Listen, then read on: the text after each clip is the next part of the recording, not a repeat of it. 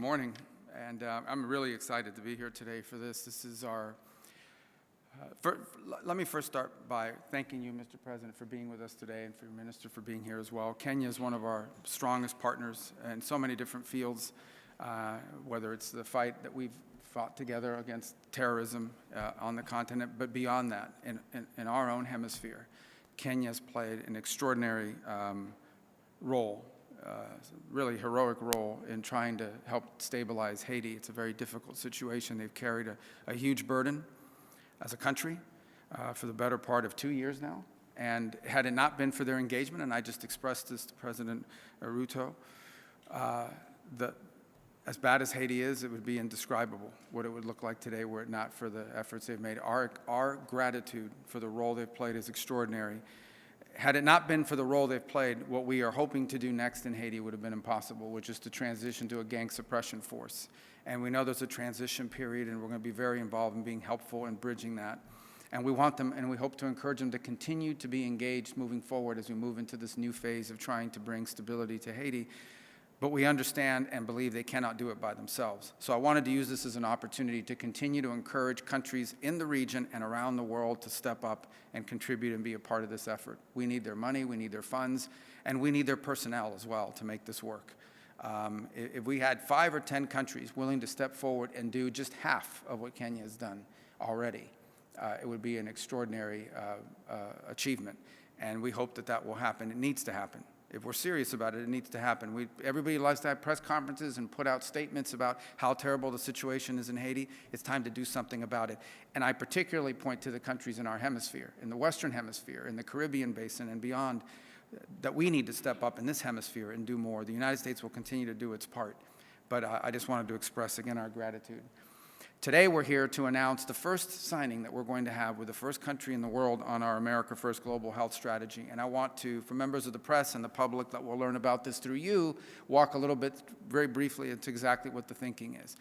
The United States has spent billions of dollars over the years in helping with health strategies all across the world. What we learned over time, and especially after coming here, is that oftentimes, and I'm oversimplifying it, but this is an accurate description, what would happen is we would go to a country and say, we're going to help you with our health care needs. Then we would drive over to Northern Virginia somewhere, find an NGO, one of these organizations, give them all the money, tell them go to this country and do their health care program for them. That NGO would then take about some percentage of that money for their overhead and administrative costs. And by the time it got down to it, the host country had very little influence. It was sort of imposed on them. And only a percentage of the overall money ever actually reached the patients and the people on the ground that we were trying to help because of these costs. This makes no sense. So why are we hiring American and international NGOs to go into other countries and run healthcare systems that are parallel and sometimes in conflict with the healthcare systems of the host country? If we're trying to help countries, help the country. Don't help the NGO to go in and find a new line of business.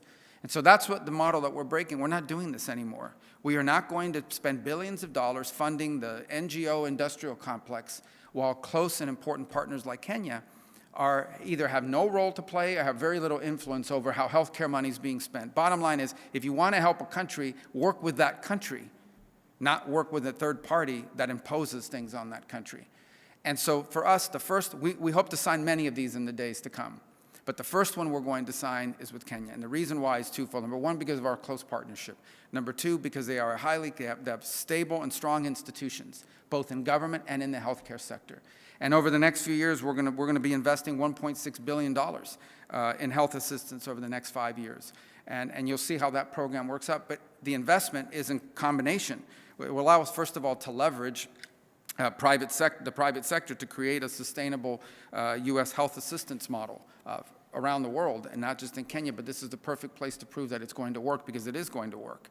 And what it means is that money is not just going to be spent to provide medicine and care, it's going to be spent to improve the domestic infrastructure, healthcare infrastructure, so that in 5 or 6 or 7 or 8 years, countries will say, we no longer need this much assistance, if any, because we have our own system, you've helped us to build it, it's now delivering results, and in fact, we now, these like maybe Kenya, want to go and teach other countries how to do it.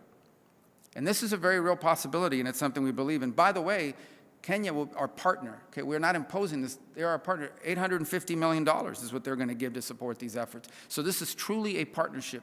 This is the way we should be doing assistance around the world. True assistance is self-sustainability, building the ability to sustain yourself in the long term. So it's an honor to be able to do this with you today. I'm excited. This is our first one. We hope to sign, I don't know, 30, 40?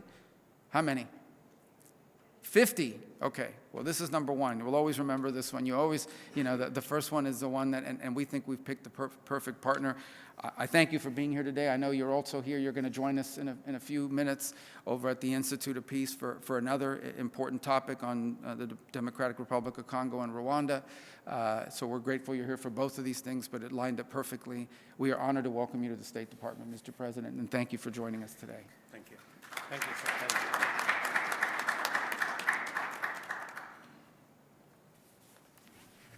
Thank you very much, Secretary Rubio, Secretary of State of the United States, distinguished members of the United States delegation, ladies and gentlemen. For over a quarter of a century, the United States has worked alongside Kenya, investing over $7 billion in well-being, health, and progress of our citizens. This partnership has saved millions from malaria, from HIV/AIDS, tuberculosis, and other life-threatening outbreaks. Together, we have built resilience, restored hope, and supported impactful institutions. Today, we reaffirm this consequential, transformative, and historic partnership, which stands as a testament that becomes possible when two friendly nations unite around a common vision and a shared resolve to make healthcare systems not only stronger, but more resilient and truly sustainable.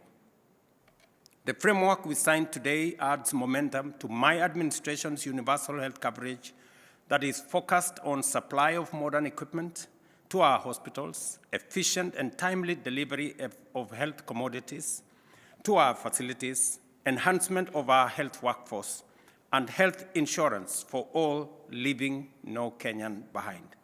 This facility will also boost disease surveillance and emergency preparedness. On behalf of the government and people of Kenya, I express profound gratitude to the United States, to President Donald Trump, and to you, Marco, for the commitment of US dollars 1.6 billion to Kenya over the next 5 years. This gesture of goodwill by President Trump on behalf of the American taxpayers reinforce our ongoing mobilization of domestic resources by Kenyans and actors and stakeholders in Kenya to the health sector. And I assure you that every shilling and every dollar will be spent efficiently, effectively, and accountably. And let me say this for the record, that already we are mobilizing our own domestic resources to the tune of $3 billion to support the health deployment of health infrastructure in Kenya. Not just health personnel. We now have 107,000 community health promoters built into the health infrastructure, building from the bottom of the pyramid in every village, in every health center, in every dispensary, and making sure that health does not become a privilege for those who can afford, but a right for every citizen.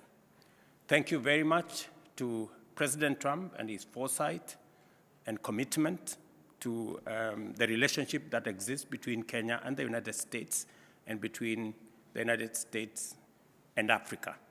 And let me say this, that as we signed this agreement, the first one ever, we don't take it for granted that many officials have spent many hours in putting this together. I want to commend them, both from the United States and from Kenya, so that we can do the easy job, me and Marco here, to do the final seeing of this agreement. Let me also commit that Kenya will continue to be available in Haiti to do what we can to ensure that the experience we have gathered over the last couple of months, running into 2 years now, will be of benefit to the gang suppression force. I did promise that we are not going to walk away from Haiti. And I want to say that Kenya would not have succeeded in Haiti if it were not for the support, the friendship, and the partnership of the United States. We look forward, and I join Secretary Marco in encouraging others from across the globe, especially in this region, the Organization of American States, that this is your neighborhood. If they can step forward with personnel, with resources, with equipment, with funding, we can all contribute to helping humanity in Haiti. And Kenya will play our role. We will make sure that there is a smooth transition, and we will play our roles even after that to make sure that we do not lose the gains that have been made. Thank you very much. We will be also participating in one of the most consequential and historic signing in ceremonies in the next event on Eastern DRC that will see stability, peace, and progress achieved as a result of the bringing together of the various teams and creating an ecosystem where our region, the East African region, we can unlock the potential that comes out of the peace and stability that we envisage, and encourage all actors that we work together towards the success of what President Trump has put together. Thank you very much. Thank you very much.